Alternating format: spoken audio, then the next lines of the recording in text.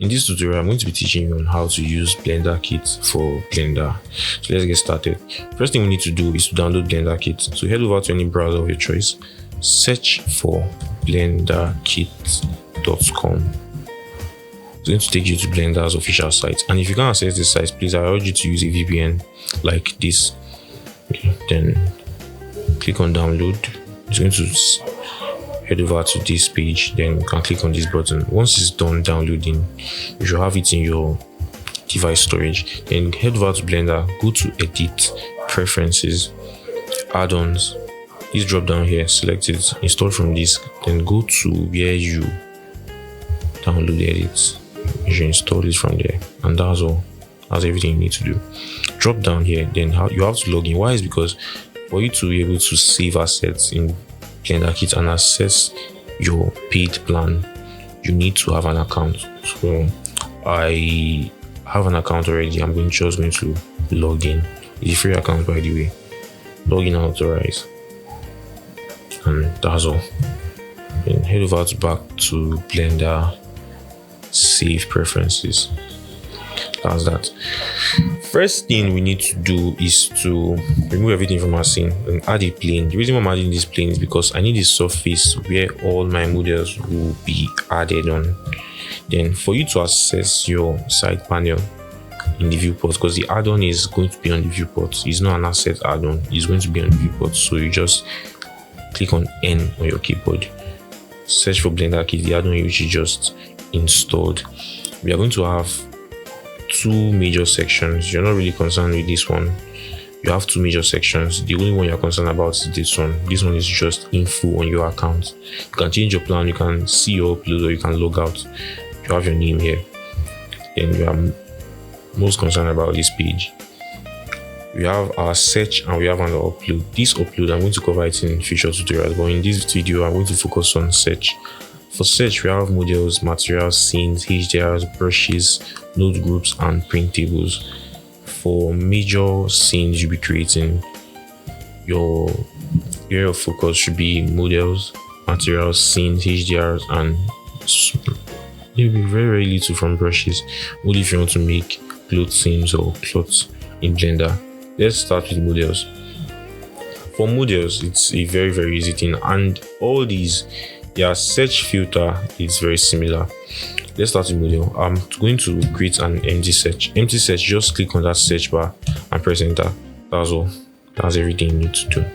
Okay, then I'm going to select free first. Why? Is because if you don't select free first, it's going to make premium or paid models a priority, which we don't want because we don't have a paid account. It's a free account we are using. So I urge you to always select this if you are using a free account. Then these are everything. All the models you can search for, and it has millions of models. I can search for a laptop. Now I have this. What I want to show you now is how it appends objects to the scene. I have a laptop here. If I want to drag and drop this, I can just click and drag. That's all I need to do. And the way it appends it to the scene is that it should drop it on the face perpendicular. So if I want to paste it here, it's going to be perpendicular to this surface, and you can see it's facing this way. You can do this perpendicular to this surface. You can drop it here, it's going to be perpendicular to this surface. That is it. And each model has an empty.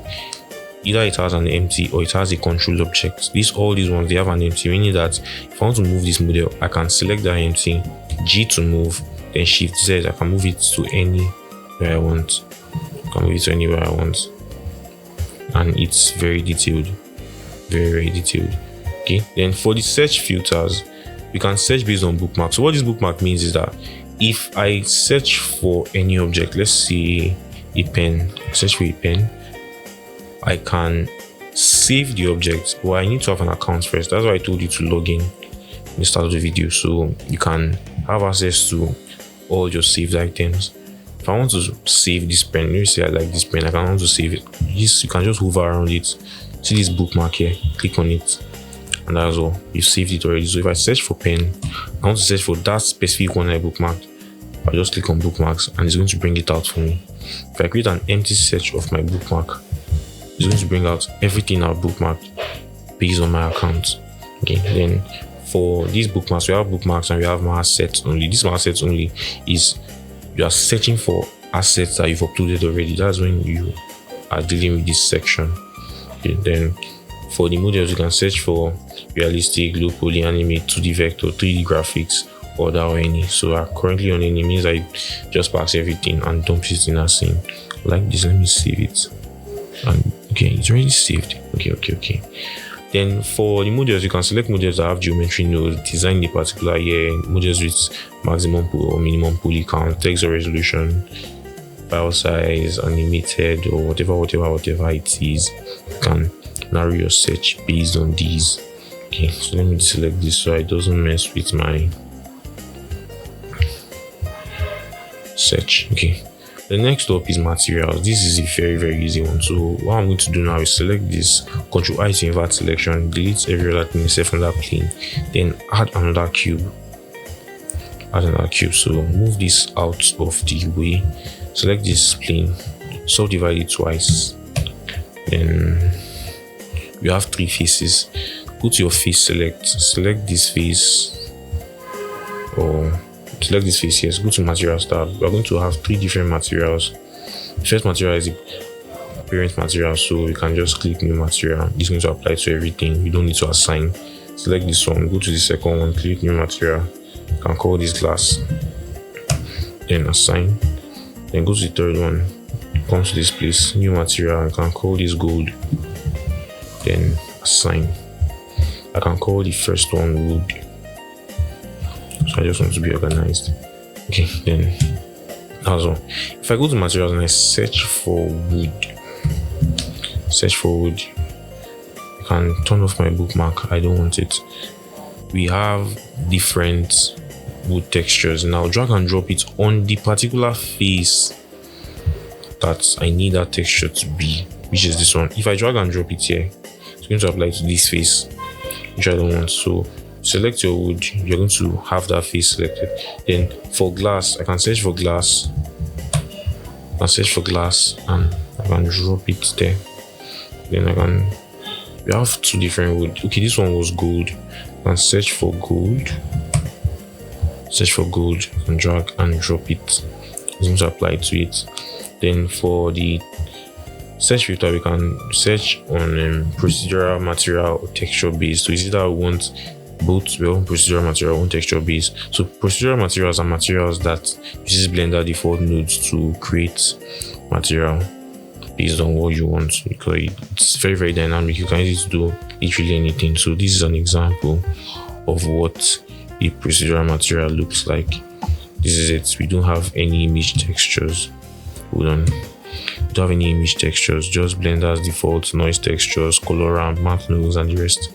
Then if we search texture based, this texture based has to do with resolution. So if I drag and drop this on this, we can see that we have image textures.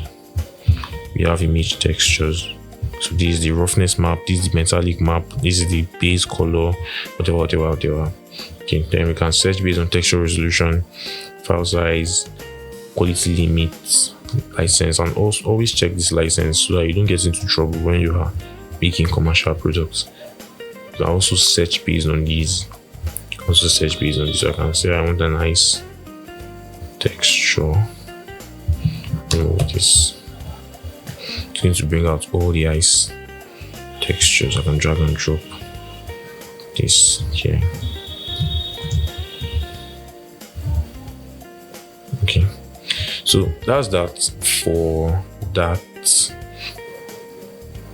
Next section, which is scenes. So I'm going to delete everything in the scene. Then I can now create an empty search. Maybe I want to create empty search. Just remove everything and press enter. You have your empty search. Go to scenes.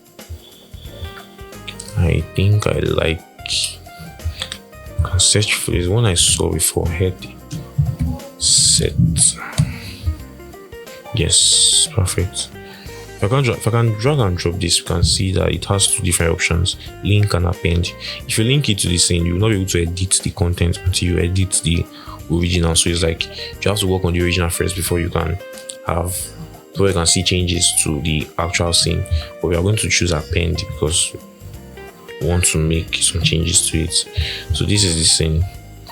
If we go here, changes to GPU render. Let's see, experimental.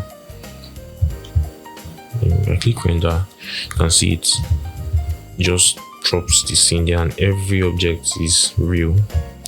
Every object is real. Is it? Every single object is real. You can edit it based on what you want. Okay, that's that for the scenes. And the search filter too is similar to others. The HDRIs, this is my favorite. It is very easy to use. Just search for night, and it's going to bring out different scenes based on your search. You can use this to light up your environment. I can drag and drop this. You can see it's going to download it. Just make sure you have a fast network. See, based on your texture preference. Let me go with 1K. You can see it's very easy to use. No stress, just drag and drop it in Blender and you have it already. If you want to edit this, it's very easy to edit. What you can do is head over to your materials tab, shader editor, then change this to world. Then you can be able to look at what you just downloaded, and that's all you need to do. Then for the next thing we need to look at is brushes. This one is kind of easy. It's for guys that sculpt a lot. Changes to okay. Press tab, go to edit mode. F3, subdivide this 200 times. I found this number easy. 200 times. Then first, before we move further, always try to purge unused data so that you don't slow down your PC. You can see deleted 322 data blocks. Okay, then next thing we need to do is go to brushes, then just create an empty search. You can drag and drop this. It's going to move to your sculpt mode. And what this one does is that we have various brushes here. We have the blob, we have the clay strip, we have the boundary, we have the grab 2D, we have the inflate. Okay, then this flatten. The same way we have all these brushes, we have these also. So you can drag and drop. It's going to download it. And you have this. You can drag and drop this. It's going to download it. You have this. And if you select any one of your choice, you can draw the way it is on this scene. You can see. You can draw it on the scene. It's very easy to use. You can use this for terrains. In case you want to make terrains in Blender. It's very easy to use. Then go to objects mode, shade auto smooth, and you have this mountains. Wow, it's crazy. Okay, then node groups. This is another easy one. What you just need to do is drag and drop. That's all we've been saying since. Drag and drop and find out. You see, the more you F around, the more you find out. So the more you drag and drop, the more you find out what these things are usually for. Okay, then for this one, we don't have an object yet, so it's just added the default cube for us. We don't really need this default cube. See, it's red because the input is invalid. We only need this because it has its own group input. So you just connect the geometry to your group output, then you have this. So it's based on its own default cube. You have this. Okay, you can edit it the way you want. You can see it's very easy to make. Now that's for the node groups. Then for printables, this one is another easy one. You can just add a plain. What this one does is that it's similar to models, just that these ones are printable by a 3D printer. So if I drag and drop this, it's downloading. How many MB is this? 25. Okay, we have this. This is printable by a 3D printer. You can export this as STL file. Go to file, export. Where is it? STL. You can export as STL and it's going to be printable by a 3D printer. Then the filters too are similar. Filters too are similar with all of them. And that's all for BlenderKit 2025. If you have any questions or any contribution, you can drop it in the comment section. I always reply. If you found this video helpful, please hit the like button and subscribe.